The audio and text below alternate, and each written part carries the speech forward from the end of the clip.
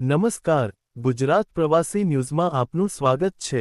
ભાજપ સાંસદ કંગના રાણાવતના જેન ઝેડ અંગેના વિવાદાસ્પદ જનરેશન ગટર નિવેદન પર રાજકારણ ગરમાયું છે।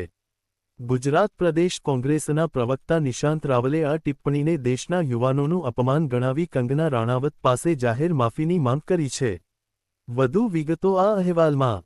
યુવતીઓએ ઝેનઝીએ આંદોલન કર્યું 27 દિવસ સુધી અને એ આંદોલનની સામે ભારત સરકારને ઝૂકવું પડ્યું અને ભારત સરકારને ઝૂકીને આજ ભારતીય જનતા પાર્ટીએ ઝૂકવું પડ્યું અને શિક્ષા મંત્રી ધર્મેન્દ્ર પ્રધાનને રાજીનામું આપવું પડ્યું। લાગે છે આનો શોક કંગનાબેન રાણાવત ઉપર એમના દિમાગ ઉપર ખૂબ જ મોટો પડ્યો છે। આ એ જ કંગનાબેન રાણાવત છે કે જે એવું બોલતા હતા કે ભારત દેશને આઝાદી 1947 પછી નહીં 2014 પછી પ્રધાનમંત્રી મોદીજીના આવવાથી મળી છે। આ એ જ કંગના રાણાવત છે કે જેમને સાંસદની ટિકિટ મળે ભાજપમાંથી એટલા માટે દેશના leader of opposition Jannayak Rahul ગાંધીજીને ટપોરી જેવા શબ્દોનો ઉપયોગ કર્યો હતો। આ એ જ કંગના રાણાવત છે કે જેમના બોલિવૂડની અનેકો ફિલ્મો આજ ભારત દેશની ઝેનઝી અને આજ ભારત દેશની અન્ય જનરેશન અભદ્રતા હજી પણ જોઈ રહ્યા છે।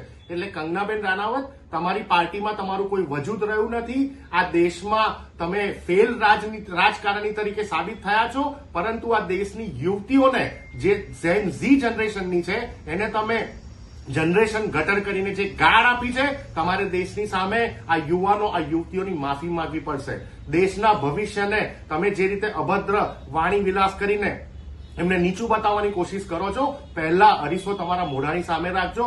યાદ રાખજો કે આ એ જ જનરેશન છે જે જાગૃત જનરેશન છે અને તમારા આપેલા આ સ્ટેટમેન્ટને ખૂબ જ મોટા પ્રમાણમાં ભારતીય રાષ્ટ્રીય કોંગ્રેસ વખોડી કાઢે છે। જય હિન્દ।